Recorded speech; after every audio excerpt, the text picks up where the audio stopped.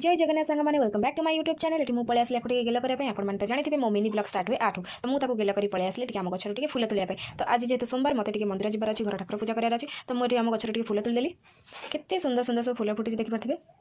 तो मुझे आपण गोटे गछ देखी जो गछटा कि मुझे लगे ये देखिपे केते सारा फुल फुटी ये गचर मुझे फुल सब नहीं